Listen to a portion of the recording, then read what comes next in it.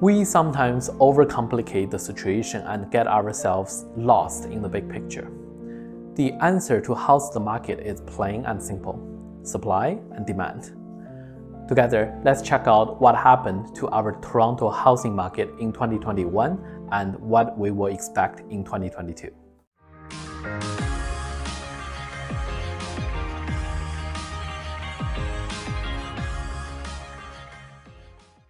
In the city of Toronto, the average price increased by 14.3% since last year, which is actually below November's average. Although the number of sales dropped by 11.7%, I would argue this is mainly due to the extreme lack of active and new listings, so buyers had nothing to buy. The price for each type of housing had a steady increase, while condos enjoys the biggest gain. In the York region, we are also seeing a drop in the quantity of sales. But again, what's really concerning is the lack of active listings. And with new listings less than sales, our inventory becomes even tighter. This resulted in a much less days on market and a 31.3% increase in average price over last year, with detached and attached homes outperforming the condos. Some key figures we should talk about. Over the year 2021, there has been a total of 121,712 homes sold, reported by the CHOP MLS system in the Greater Toronto Area. This is the highest ever in history, representing the strongest demand we had ever seen. It is not surprising our domestic demand for housing is constantly going up, because if you look at our population growth rate, the birth rate at 10.21 per 1,000 population is higher than the death rate at 8.08, and we have a net migration rate of 5.55 per 1,000 population. This represents the inelastic demand for housing. Now, the record-breaking demand in 2021 is also a very interesting observation since we are still in the middle of the pandemic. So that's where the elastic demand comes in. You might recall I mentioned demand pool inflation last month. While we had increased money supply over the last 2 years and many of us were able to take advantage of refinancing, there is a lot more capital available and people wanted to invest somewhere because they expect the cash value will depreciate. Therefore, real estate becomes one of the best alternatives due to its high return of investment with the crazy price growth over the last 2 years, and less vulnerability compared to some other investment options. On the supply side, while we kept saying we do not have enough inventory for the whole year of 2021, the shortage in supplies cannot be easily seen from the CHOP numbers, because what it does not represent is the number of new homes completed and delivered in 2021. Let me unpack that for you. In 2020, when the pandemic first hit us, many builders stopped building, and the city stopped issuing building permits. When the lockdown was over, the construction costs, such as the lumber price, soared in spring 2021. And following that, we had a shortage of labor. All these had caused a major delay or cancellation of new homes. So people with inelastic demand had to buy resale homes instead, and that contributed to the crazy market out there. To put us into perspective, since I mentioned crazy, we usually define it as a seller's market if, in a given month, the sales are greater than 20% of the inventory. In December, this ratio was 187% in Greater Toronto Area.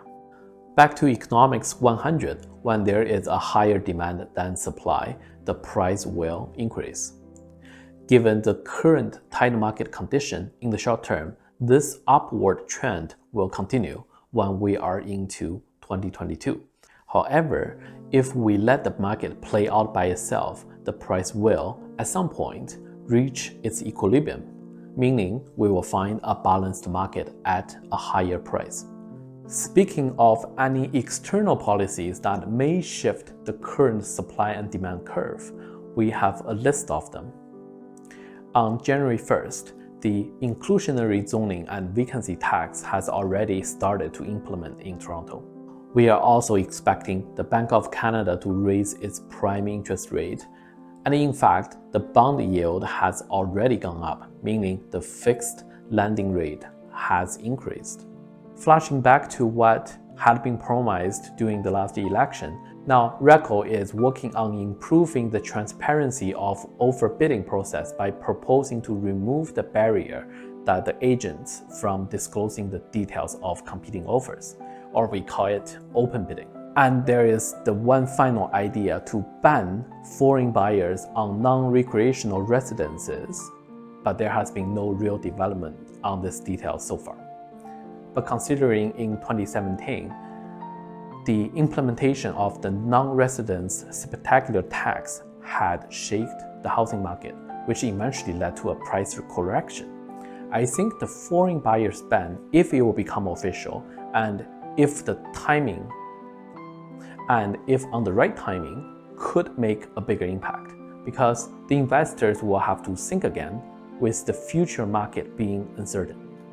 So to summarize my outlook for 2022 housing market, we know for a fact the price increase and bidding wars will continue in early 2022 because all leading indicators have already demonstrated that.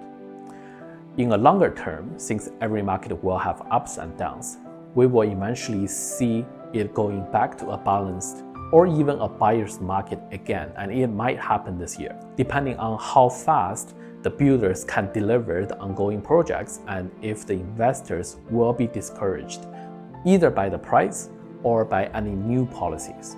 My recommendation for sellers is, if your property is in one of the hot zones with no other active listings like yours, if you choose to sell now, you will be the only celebrity under the spotlight. It may be a time almost every house can somehow sell by itself, but for those we have done a great job on preparation and marketing, we have sold them 15% to 20% over the others within the same time frame. For buyers, it is really a tricky time, especially if you have a rigid demand to find a home this year. I would say if you find a home that you really want, you should go for it. Because even if we are going to see a market correction by this year, we don't know for how much more the price will increase before it turns around. And then the interest rate will be higher. So the waiting game may or may not be giving you any advantages. However, with the risk to invest in real estate becoming higher now, do it within your budget and plan accordingly. Thank you for watching. My name is Nick Xu from Sound Team at RE/MAX Hallmark. Please comment below to share your thoughts on this crazy market.